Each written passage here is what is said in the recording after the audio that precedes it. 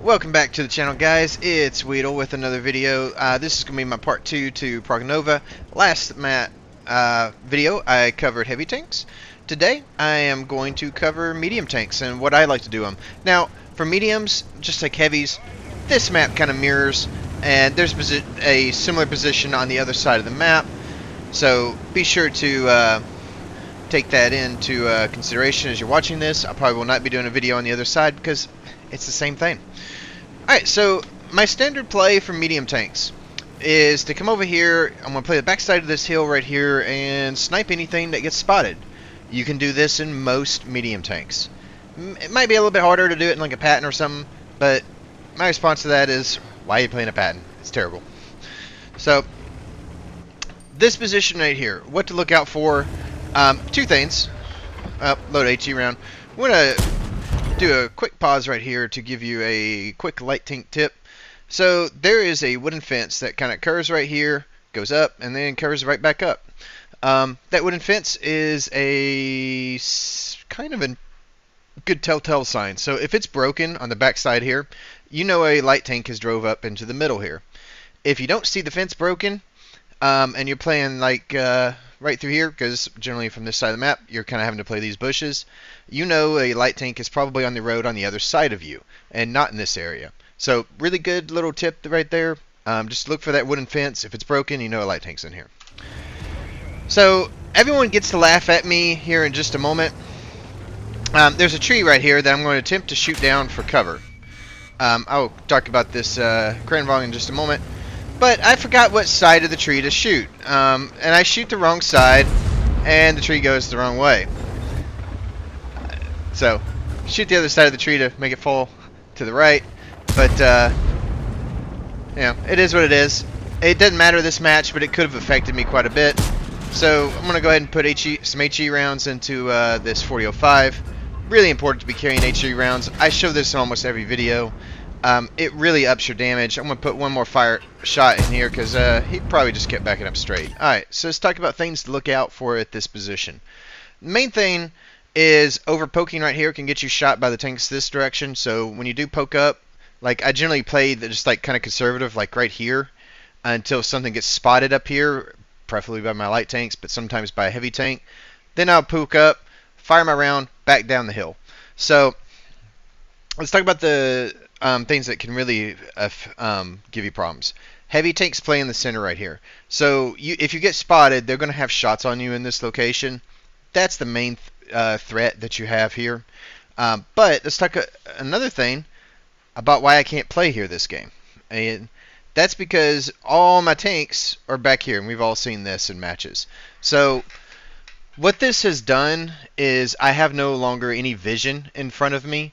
And if there had been like a heavy tank here and in the center, kind of like how I showcased in my heavy tank video, I could stay at this position and I could shoot the heavy tanks that are poking up here or anything that gets spotted over here.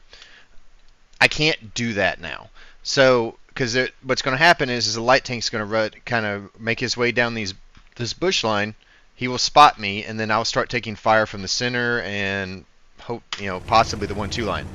So I have to make the decision to actually relocate to the other side of the map, and where I can continue sniping because there is a heavy tank over here. So I'm going to fast forward it till I get this position, so you don't have to watch me drive for an entire minute or whatever long it took me over here to get over here. All right, let's talk about this position, top of the hill. We've probably all played here at some point. It's a pretty good spot for just about any tank. You can come over here.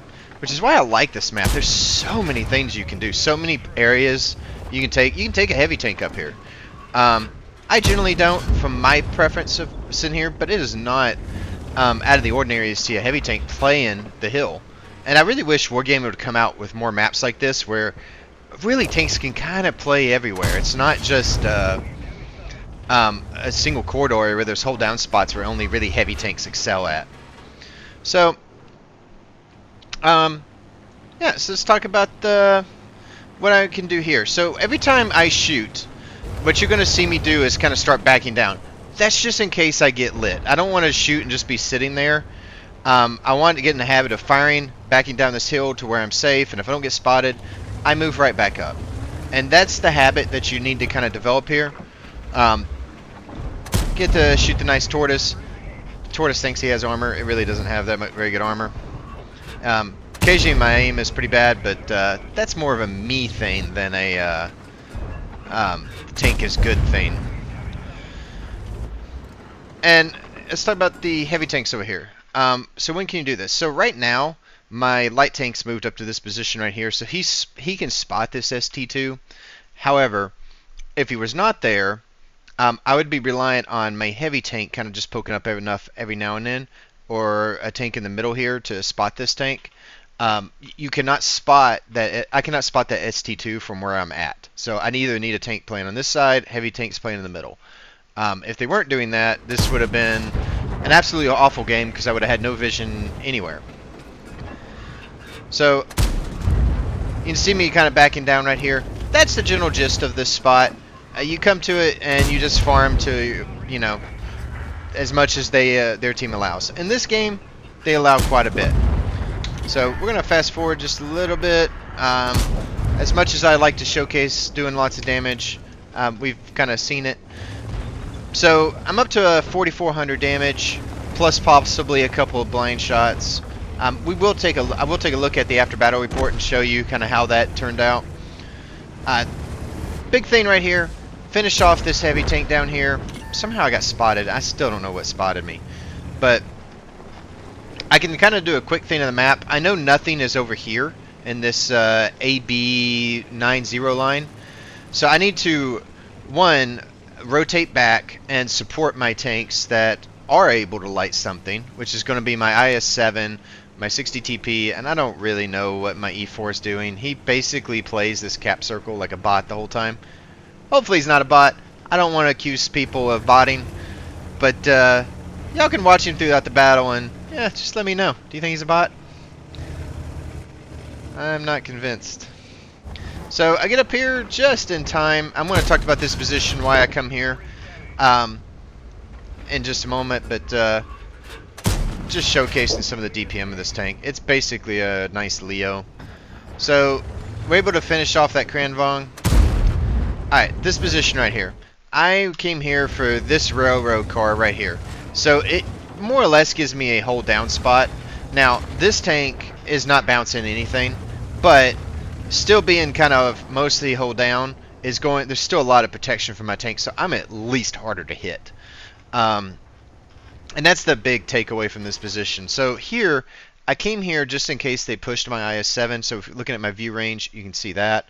I can cover this whole J2, K2 line. So anything that kind of gets back in here that gets lit, I can support from this position. In a moment, I'm going to actually relocate to the middle of the map. We'll talk about why I do that and what I'm able to achieve once I'm there. But we'll fast forward it because obviously this map, you can see, was very patient, and patience is a virtue, especially on a map like this when they still have the vision. So they do have a light tank. This situation right here is one of those where you need them to make a mistake. And because as long as they got that light tank, they got the vision on this map, they kind of control the map, especially with a healthy TD, a 4005, if he gets a lucky shot off on something, and a Vickers. Like, from a sniping standpoint, they're in an excellent position to finish off any tank that makes a mistake here. It would have been nice if my Panzerkampf probably would have played. I mean, he could have moved up to in this area. There's my bot right there. Or he could have possibly been playing here with me or came to the backside. The one thing I was worried about sitting here was their EBR. Fortunately, as soon as he gets lit, don't have to worry about him no more. So I was worried the EBR could try to come up through in the back, but he didn't. So everything worked out great. And from this moment, the map's more in our control. You know, we still have the breakthrough tanks. We have good support. The K91 decides he's going to try to make a play, and yeah, going to just farm him out. I'm using the train here as kind of cover, so I'm, again, as much as I can, squishy tank. 4005 is going to get farmed out eventually. And that's kind of it for this one. We're able to take this map and kind of carry it to victory. So we'll take a look at the after battle report, but before then, I just want to kind of go over some spots. The big thing here when you're playing mediums is you're supporting your heavy tanks, and your heavy tanks should literally be on the front lines here. Both sides of the map, you need to play the center. You need to get lights for your mediums and your TDs, and your light tank. He's the one that's kind of progressing. So if you got a light tank playing over here, playing the this area, it's just going to be a big benefit for you. That's how you're going to farm. If you don't have vision right here, there's literally no reason to be sitting over here or in this area right here. Because what's going to happen is their light tank's just going to keep pushing, and they're going to push up behind him. They're going to outspot you, and you're just going to get farmed out. It's a miserable existence. We've probably all been there at some point. I am not a big fan of sitting in the back on either side. So I'm looking to get in positions where I can actually spot something and shoot anything that gets spotted. If you're so far back, like in this corner right here, they couldn't shoot anything up here. Honestly, they'd have a hard time shooting anything in the middle from where they were playing. So um, that's kind of it on this one. If you don't have vision, just flex and go either play closer to the front if you can, or go to a side where you have some vision and play from that position. All right, quick look. 7,344 damage. Looks like I hit a couple of blind shots, 2 kills, high caliber Confederate. Good game. Here's the advice I can kind of give. Just let's look at the tanks that are giving you vision. What can spot you, where you can be spotted from, and just move your tank accordingly. That's all you can do in a medium.